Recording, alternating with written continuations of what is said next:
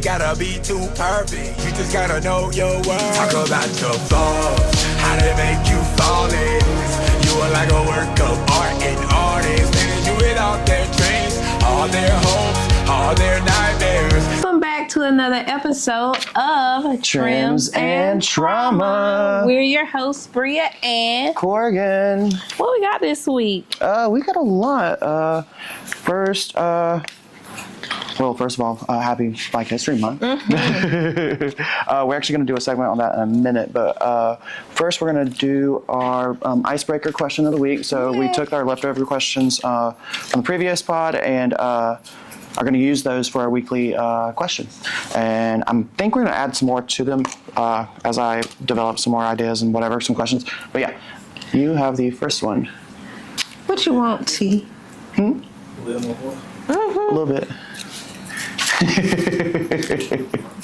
How do you handle stress in challenging situations? I think that's a good one. That's you a good that one. Out that is the a good one. And that's actually going to match the kind of the theme too today a little bit for the main part.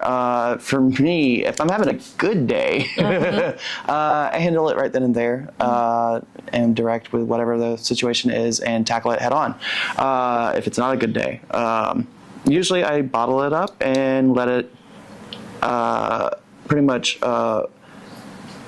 spill over to the point where it's not good. But like I said, that's a bad day. So yeah, it's one of two ways, honestly, for me. Usually I try to do the better one. But yeah, what about you? Same. I feel like I don't handle stress very well. I'm not gonna lie. Challenging situations, my first thing is to like shut down, but it's always Sorry. I can't even. Right. Behind that is the happening scenes right now is try amazing. Not to break character. I cannot.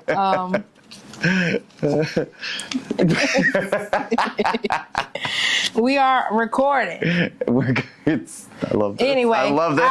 Anyways, how do you handle stress? I don't handle stress very well because I usually like to knock people out when they likes to fight. Exactly. I definitely shrug it off with comedy. I try to shrug things off with comedy, with humor. Same. I'm not very good at it. I'm trying to do better. Like we are, I'm gonna be 30 years old this year. Oh my gosh! But it's hard to do. But you just gotta, I do forget. I mean, not that we're so different in age, but like.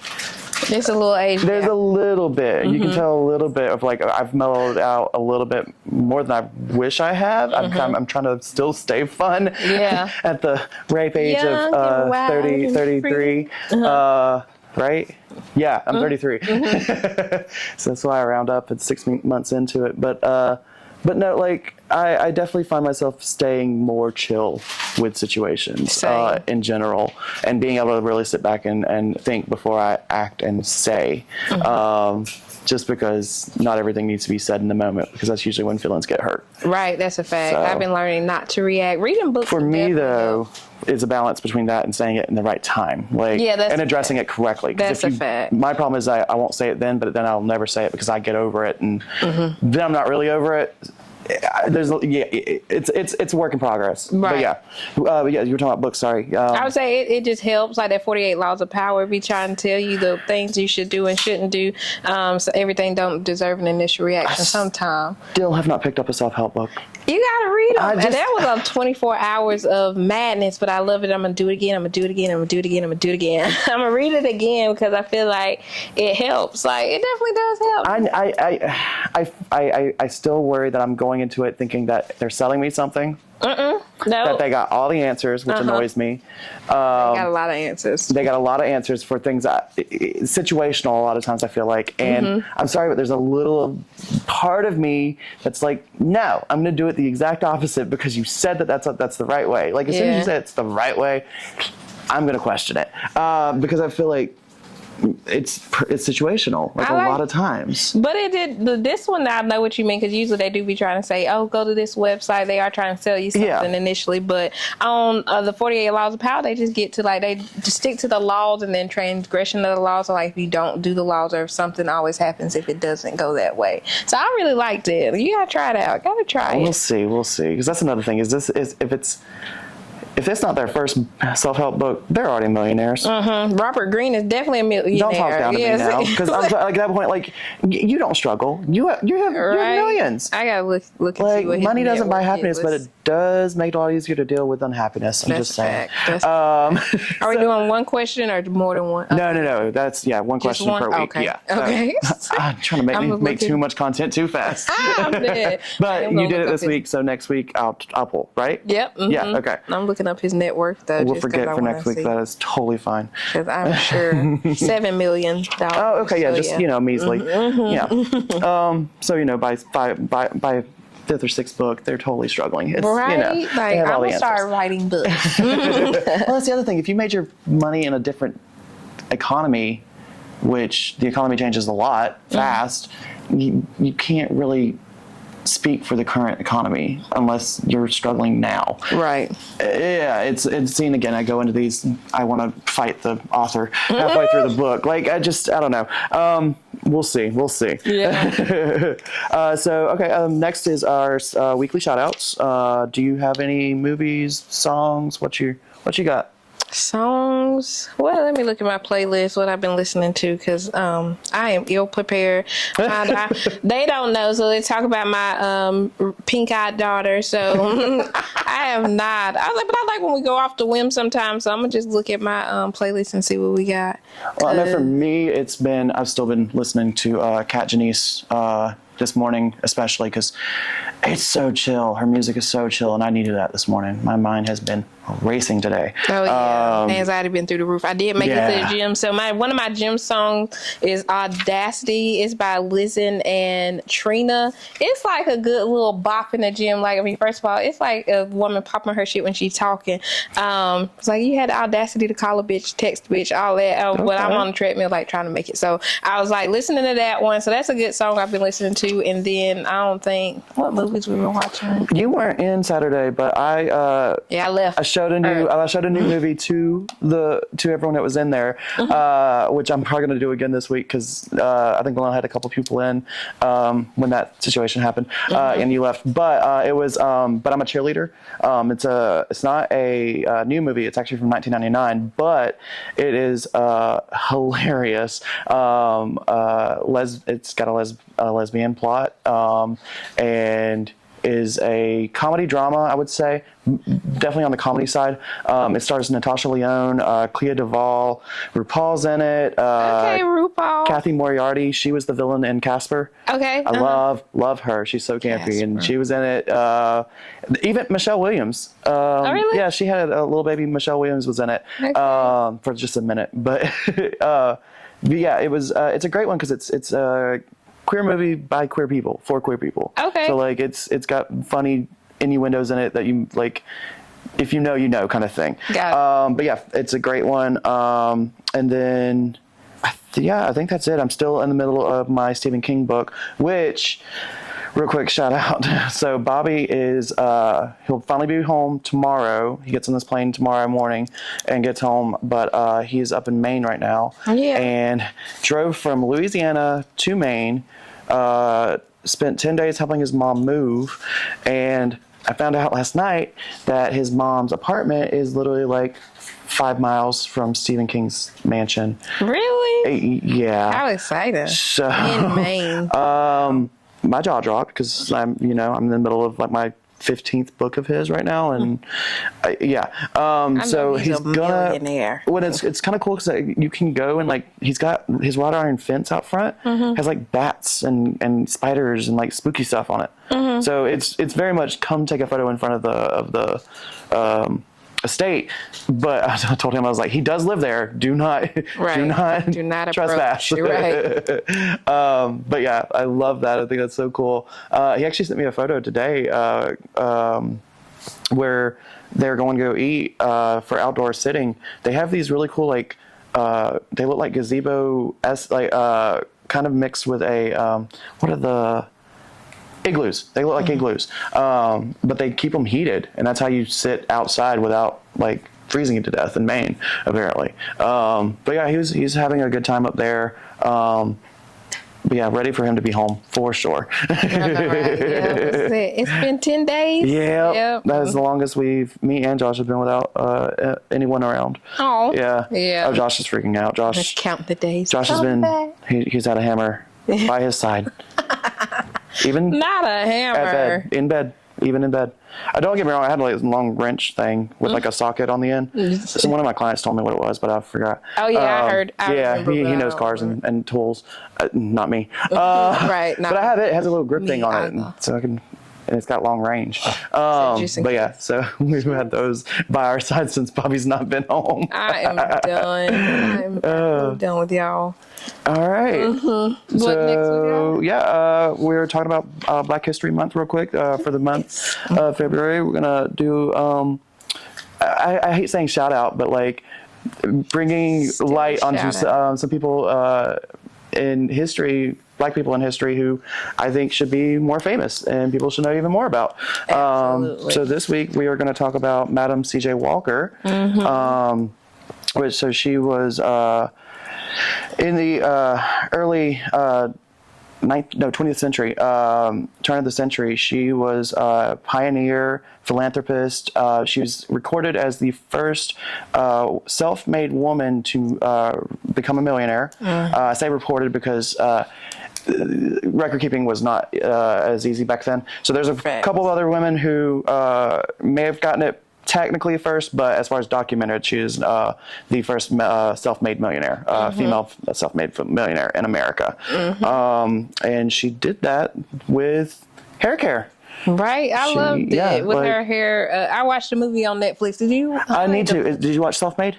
Is that what it is called? Self-Made with the one with Octavia Spencer? Yes. So I was going to talk about that. I haven't watched it yet, but it's like a 4-part miniseries. It is. Yeah, I need to look at it again because I watched it on Netflix. It was great. I didn't see much about it when it came out. Like I didn't remember hearing about it. And Self-Made is what it's called. And I knew about Madam CJ from being in hair school. We learned a little bit about her, but that's the first time I ever really heard about her. Never heard about her in school, which is kind of a shame. They don't talk about her enough. They don't. Right, but I feel like the movie really has shed light. It is like a 4-part series. Yeah. You're right. It's been a minute since I watched it. I was trying to see when it came out. In 2020. Yes, 2020. Girl, I got my notes. Right, COVID era. It did come out right then with Octavia Spencer. I liked it though. Like I really felt like it is a Hollywood version of her life. It is going to be hyperbolized a bit, but I mean that's fine. It's from what I've seen through with History Channel talking about her and the show, the miniseries. It actually is pretty accurate. So I love that. But yeah, I mean because she was born in 1867 and died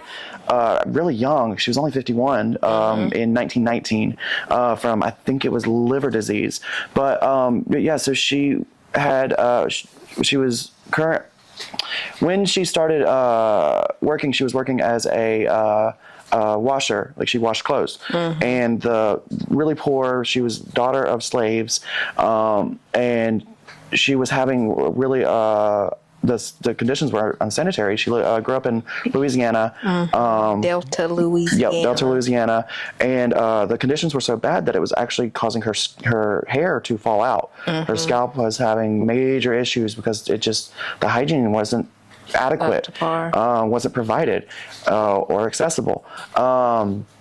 And so she actually started mixing her cleansing agents that she was using for cleaning clothes and mixed in something that had something similar to petroleum jelly in it and started using it on her scalp and actually cleared up her scalp. And she was able to start growing healthier hair and growing hair back. And at the time, this is a miracle cure to make hair grow. It was keeping the scalp clean. Hair grower. It was keeping the scalp clean, keeping the scalp healthy. That was providing the hair to grow healthier and fuller and not necessarily faster. It still has a rate of growth, but healthier and can last longer before any kind of damage or anything like that. It's stronger.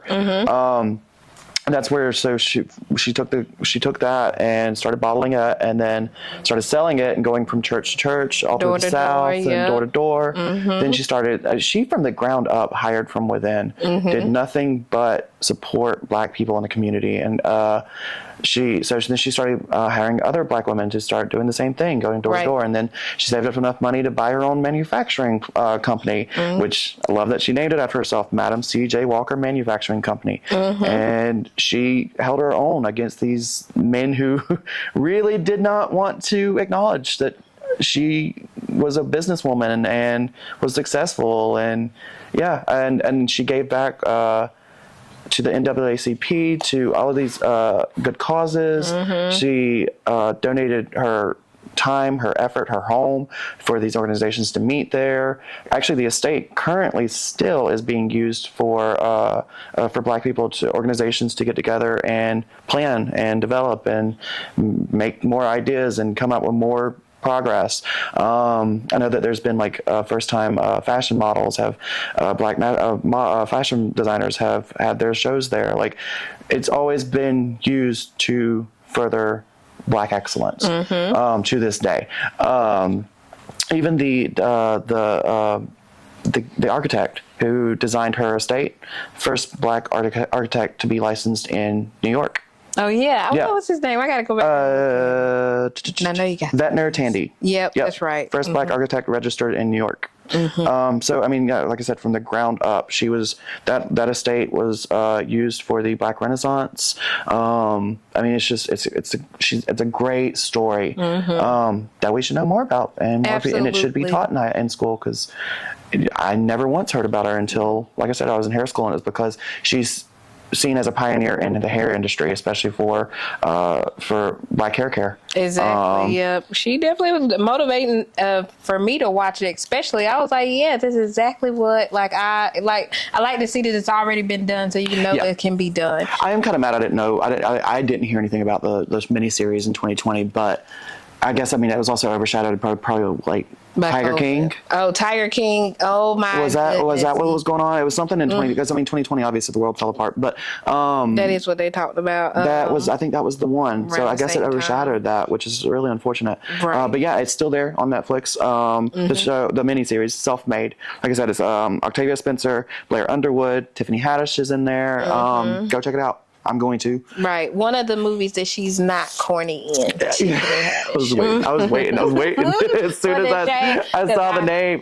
But. And real quick shout out, going back, but I'm a cheerleader. The director, she did another movie that I love. It's Itty Bitty Titty Committee. It's another lesbian comedy that's just, it's amazing. Itty bitty titty committee. Yeah, and the director is Jamie Babbitt. She's also done some other shows that are. She's speckled through a lot of shows that I loved growing up too. I know L Word was one of them, but yeah, just love it. Queer excellence and Black excellence.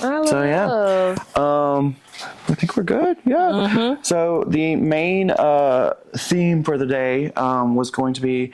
I'll let you start this, because I know this is kind of, you're the one who kind of came up with this. Oh well, just talking about helping new stylists fresh out of cosmetology school and coming into the beauty industry, like what to expect. Because I get I've gotten a few messages from people that's some people that's been in the industry a little while like me, and then some people that's fresh out of cosmetology school that come from Paul Mitchell and Kim Schuler, and they just ask what should I be looking for? What should I be? I'm dead. What should they be looking for when they come to a salon, or what they should ask interview wise? And we should just give them advice, like I said, how to show up for interviews, because our industry is a little bit different. I mean, we're professional, but you still have your own personality when you come. Well, and even from the get-go, you kind of have that decision of, am I going to go into a franchise? Am I going to try and start from the get-go with booth rent? Right. Am I going to go commission? Right. So there's three.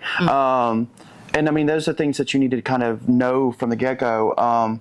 And to be honest, the hardest one, in my opinion, is going straight into booth rent. It is. You are immediately having to rely on yourself when it comes to booth rent. The benefit of working booth rent is you also get to come up with your own game plan, your own strategy of approaching things, you have your creative freeness, freeness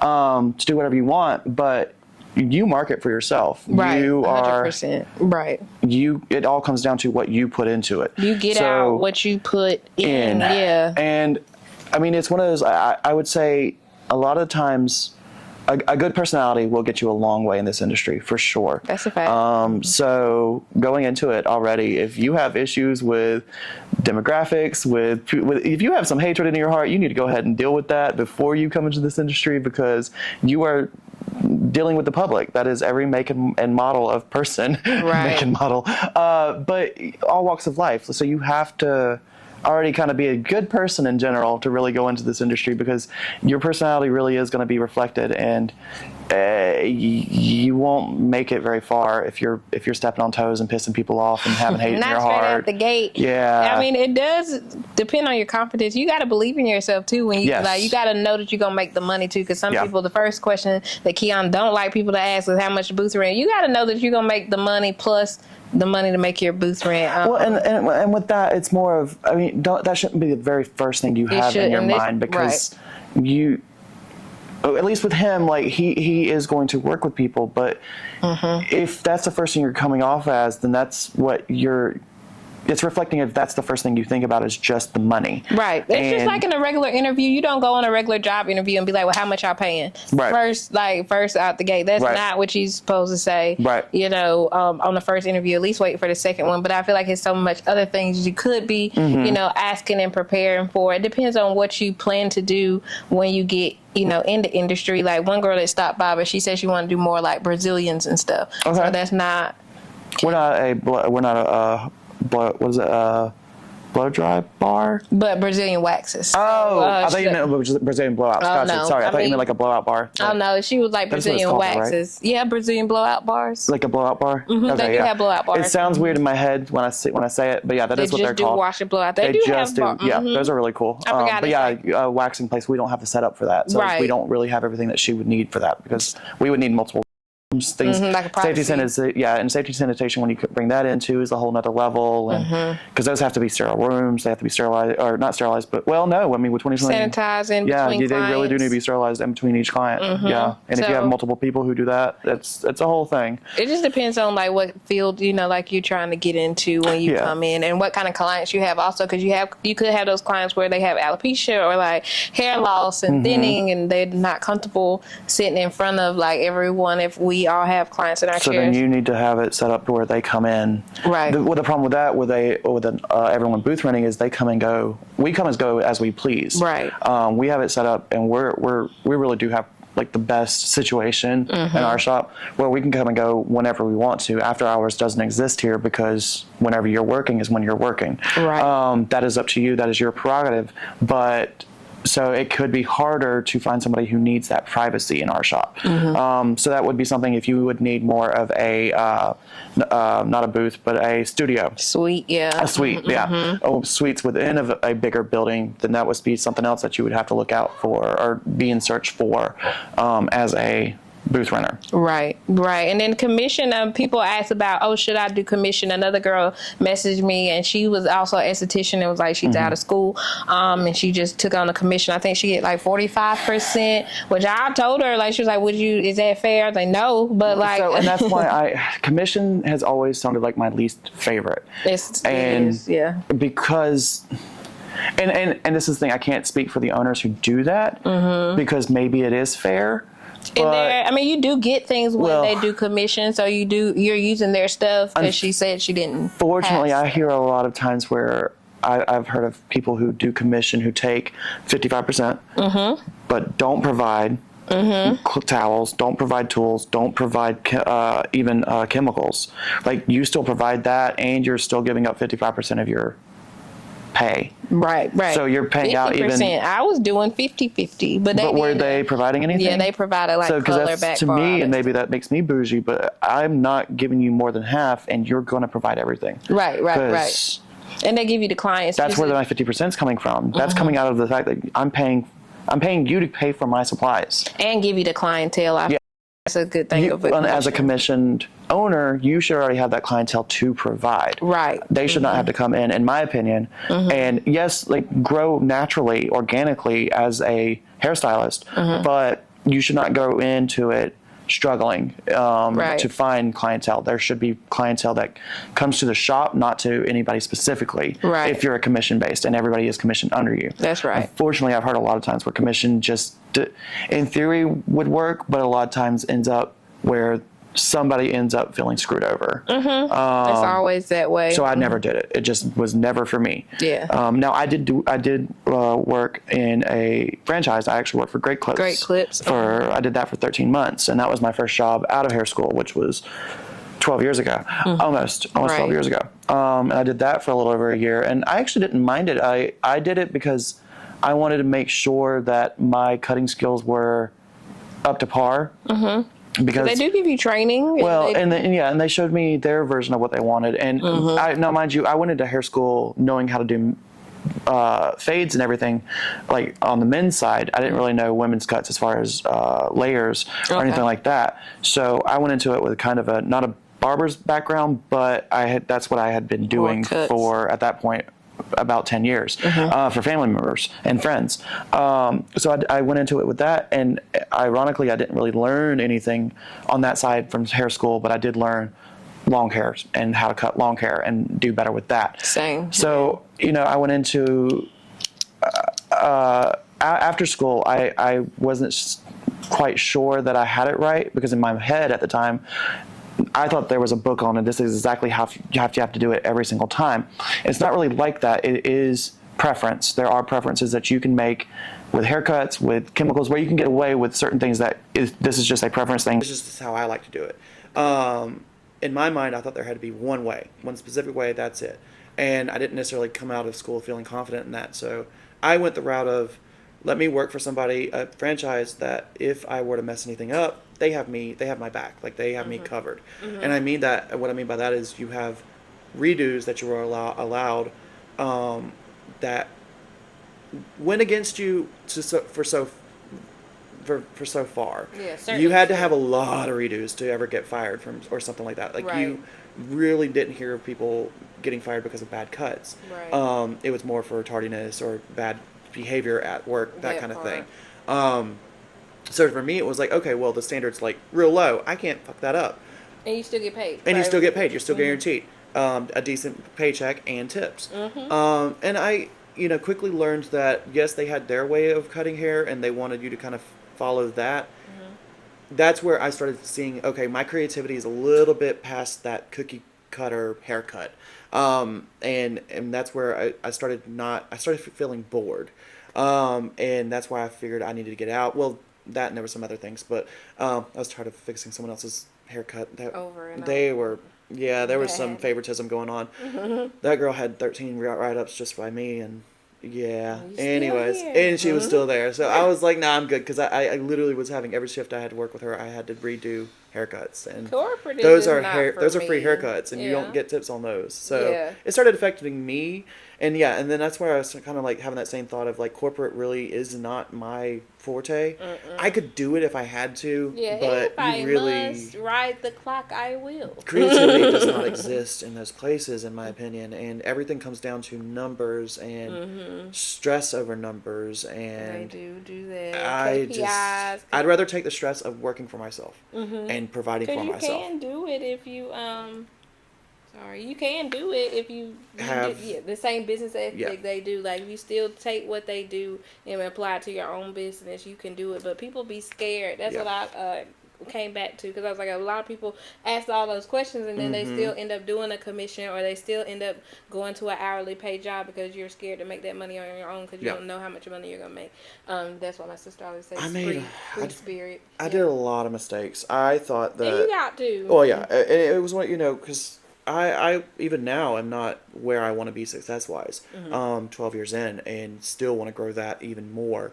And still things that I need to work on is really settling on, this is what I'm known for, and saying confidently, this is what I do. Specialty.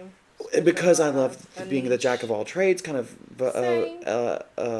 stylist. I can do cuts, I can do color, I can do perms, I can do styles, I can do these things, but what would I say I'm specifically joy out of, kind of thing, the most joy I get out of, cuts, colors, and perms, but that's still too much. I know, right? They'd be like, you gotta do this one thing. And I'm like, I don't want to thing. choose just one thing. So that's still something I have to work on and really set myself out. Like, this is what I do that's different from everybody else. Which is another, I mean, that's kind of a thing for everybody. What sets you apart from the next 50 stylists that are now in a 1 mile radius? Down the street, right? Because 2 steps if you can't set yourself apart other than your price, it's going to be harder. It's going to be harder. It's not impossible. It's going to be harder. Right. And, you know, it's also, because this is one thing I kind of didn't like that I learned. It was said, but I did not stick to it. But was basically, if you are not comfortable with doing this type of color or doing this type of cut, mark your prices up, because it'll make people less likely to book with you for that.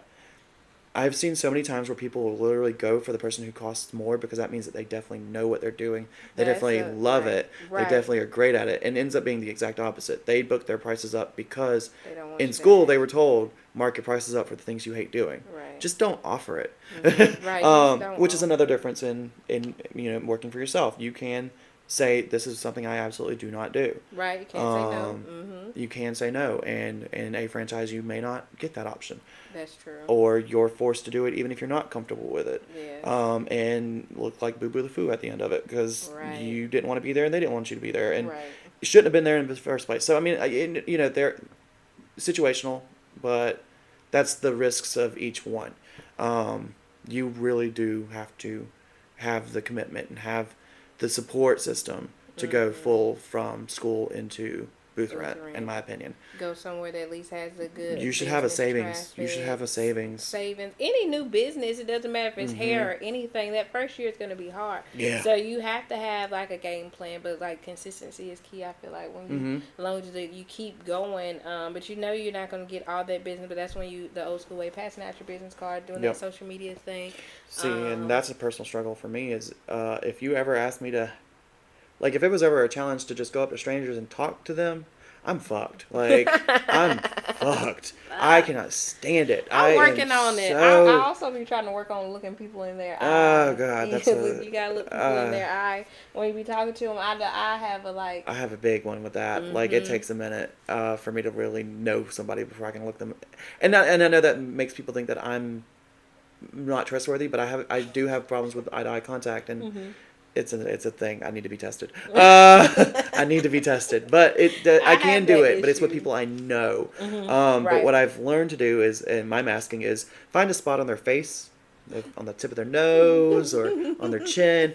Focus there, somewhere that's near their eyes. If you can't look at somebody in the eyes, just look somewhere on the face. But hold on that one spot and just hone in on it. People still think that you're looking in their eyes. But that's good too. Yeah, it's a tip I've learned. It's called masking. I'm gonna take that one because it's literally called masking, but it helps. I don't know why I look people in their eye and I'll be like, ah. Well, but I know so many people that like, if you that first experience with them, if you don't look them in the eye, they're gonna think that you're not trustworthy. Right. You always got to shake people in, shake their hand when you meet people too. You gotta give a good strong handshake too. That's why I like those corporate. I feel like you gotta crawl before you walk. If you feel like you gotta do that, then do it. They teach you the right things to do though. What I like is for people, especially with the technology generations coming up, where social awkwardness is only going to get worse, in my opinion. I mean, look at COVID. I mean, the kids that grew up in COVID, you already are going to have social lackings. But some kids gonna step. There's gonna be some awkwardness. I'm sorry. This next generation is gonna be socially awkward. I can just feel it. Think so? That and they're gonna be hostile because they're fighters. Anyways, but I like that technology is an option for like the Booksy accounts and going online and seeing someone's resume in their social media, because that's what I treat my Instagram, my main account Instagram is basically my resume. And I mean, even when I went and met Keon, that's what I had. That was part of I literally had a resume of all the places I went old school to. Printed it out? I literally had a printed out old school resume in my notebook, my leather bound notebook that I got from college, because this is one of the things they gave you. This is for you to have your resume. Well, at that point, I changed. No, I did have my theater. I had my theater shit in that resume too. I was extra. Is I am everything? extra. I am extra when it comes to a resume or All for the a job history. interview. I'm going to bring every fucking thing that I want to sell myself on. Yeah. Because that's what it's about. You are selling yourself. That's fact. And so I went into it with my Instagram up and ready to go. This is what I've been doing recently. This is everything I've done. This is what I edit. This is how I provide my content.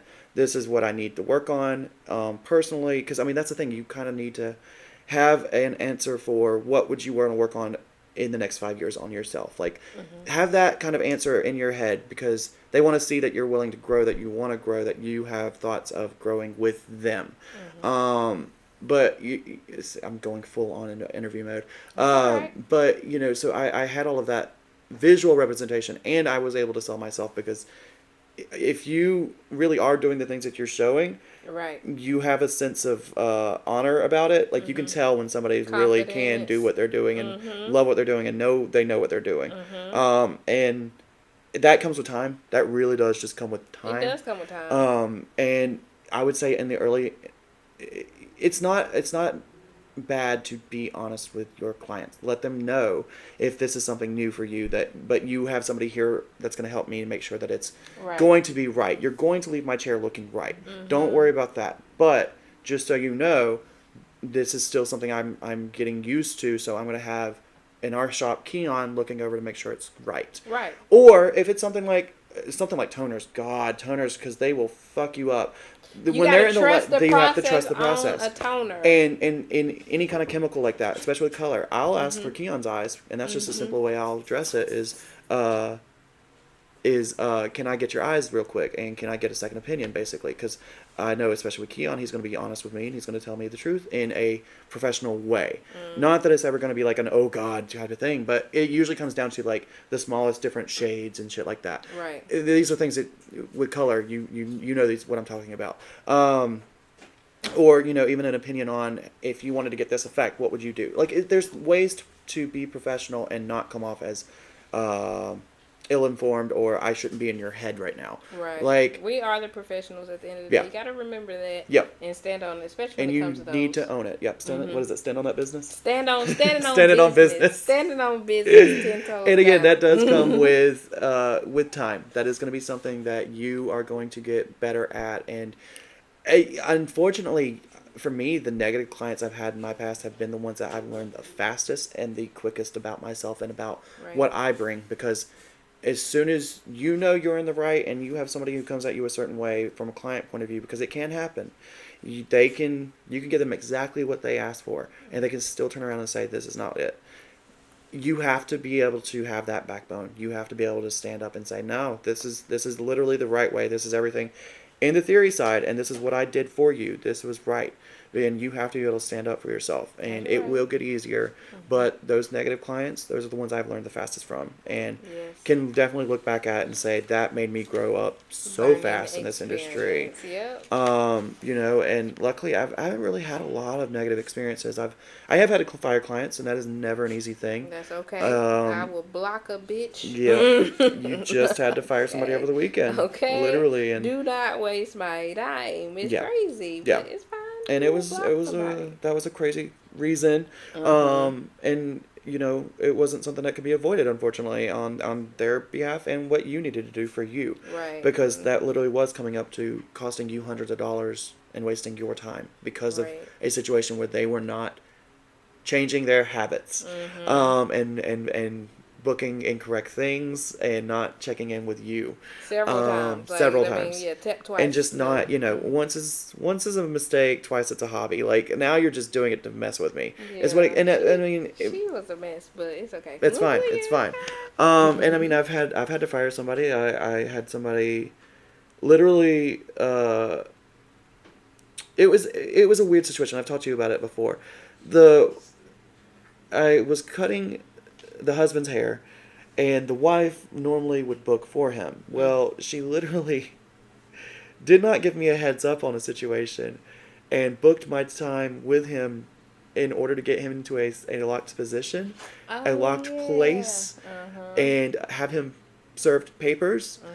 And I wasn't given the heads up because apparently she trusted me enough to do his hair but didn't trust me enough to not warn him. And which made me feel a certain type of way. But also, you used me in my location, and now I still had to cut his hair, and like him dealing with that, he read it in my chair. Like you made me so uncomfortable. Right. In my place of business. That's the thing. That's the kicker. We're good. Right. And granted, I don't even know. I never even asked because which this is the other part. I guess she thought that I would have talked shit about her or something. I don't know. I don't know. I didn't know anything about it. I still don't know why they got divorced. Still don't know to this day. But I kept cutting his hair. After they divorced, I still kept cutting his hair. So until he moved away. But you know, like don't use me like that. That made me feel like a breach of like trust. So yeah, I've had to do that before. That was a weird one. Trying to think if I've really had to fire for weird. Don't no call no show me. That is the most disrespectful thing. No call no showing on a hairstylist is, if you were doing that to a doctor's office, they would still make you pay for that visit. You would still have to pay, and it to me is just lack of respect. Because that is my time. That's the time I could have booked with someone else if I would have if you would have given me a heads up. And that's the thing, if you give me a heads up, we're good. 15 minutes, I don't care. Like, day of, I don't care. Especially if you're sick, especially if it's a good reason. And to me, there is no bad reason as long as you're telling me, and as long as you're just say, hey, communicating. not coming. Yeah. Yeah. Just say, hey, not coming. I don't even need a reason. Just tell me you can't make it. Cool. But not cool, but well, not cool. Yeah. You should still pay for that, depending on the situation. If you're sick, I'm never gonna. That to me is punishment for something you can't handle or can't help. Like, I'm never gonna make you feel bad because you were sick. Right. If you are running so late that I now have to cancel, but you still want to make it in, we're gonna have to reschedule. And in my opinion, you should still pay for at least part of that time because I cannot reschedule at this point. Right. And I mean, I know some people, if you cancel on them within 24 hours of that appointment, you're paying. Because they can't book that in that quick enough of time. Right. And that's the thing, because you are making us miss out on that potential time with another client. So to me, that is double loss. Right. And I mean, it's just, if you wouldn't do it to somewhere else where you would make an appointment, don't do it to us. Especially if we work for ourselves, because that is direct money out of our account. Right. Or if you, and you know, and usually my people are really cool about it. Usually they're willing to pay, they're willing to make it right. And that's why they stick around, and that's why we appreciate each other. So it's not, and I'm not saying you can't cancel, but just have respect and do it in a way that I always want my tattoo artist or my piercer or my hairstylist to want me to come back in their chair. I want them to want me back because I did them right. Oh, yeah. And they did me right. They want to do me right. Respect them, they'll respect you. They will always be willing, or most of them will be willing to, if you're that good client, they'll fit you in last minute. They'll come in early for you. One of mine, Patrick, I'm coming in at 9 o'clock on Wednesday. That's not normal for me. I do not get in here before 10 o'clock because I'm not awake. But I will for him because he does me right. He shows me respect. He cancels in a right amount of time. And I know that I'm appreciated by him, so I appreciate him back. And I know he's probably listening, so shout out to Patrick. But yeah, so, you know, these are things that come with time, but the sooner you can have respect for yourself and have respect for your business, the clients will see that, the clients will hear you out, and the clients will usually show that respect back. But at the same time, don't be late to your own late appointments. Don't be unprofessional in front of them. Like, still provide a professional and fun environment, because a lot of times they do want that fun atmosphere. And here, like, we do have a fun atmosphere, and we do cut up at times, but we know when to tone it back too. Right. Especially when there's kids, especially when there's, or, you know, clients that we know who aren't 100% comfortable with all this juiciness. Chaos.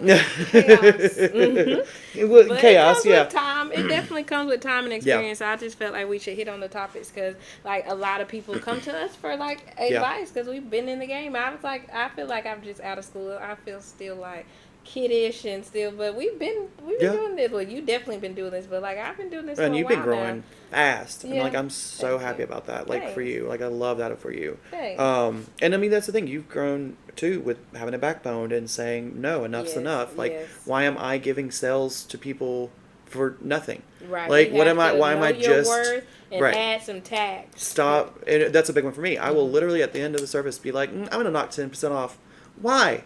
Why? They did not have a problem with it. They saw the price before they booked. Yeah. They saw that on Booksy. They saw the liked price. it, Why did yeah. I do that? Right. And it's that's a me and my problem, but that is something that I do, and I will look back and say, why the hell did I do that? Mm-hmm.